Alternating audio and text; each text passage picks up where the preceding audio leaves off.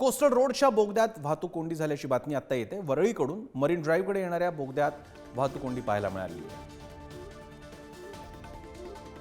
वाहनांच्या जवळपास 1 किलोमीटर भराच्या या रांग इथे पाहायला मिळते। कोस्टल रोडच्या बोगद्यात वाहतूक कोंडी। नुकताच सुरू झालेला कोस्टल रोड आणि आता तो थेट वांद्रे वरळी सी लिंक पर्यंत पोहोचलेला आहे। मुंबईकरांसाठी दक्षिण मुंबईतून उपनगरांकडे जाण्यासाठीचा वेगवान मार्ग म्हणून याकडे बघितलं जातं। इथे हा बहुधा गेल्या काही दिवसातला पहिलाच एवढा मोठा ट्रॅफिक जॅम।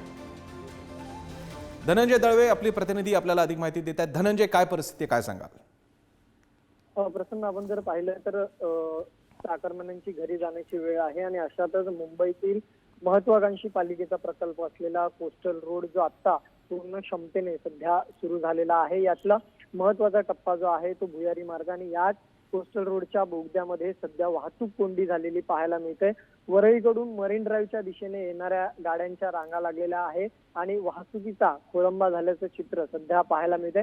गाड्यांच्या लांबच लांब रांगा ज्या आहेत त्या या बोगद्यामध्ये लागलेला पाहायला मिळते आणि त्यामुळे ऐन संध्याकाळच्या वेळेस ट्रॅफिक जाम जे आहे संपूर्ण परिसरात झालेला आहे।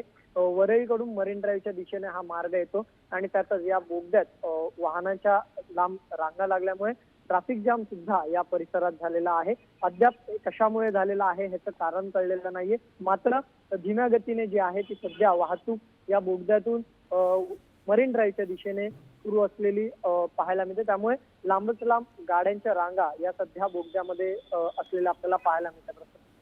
धन्यवाद तुम्ही दिलेल्या माहितीबद्दल।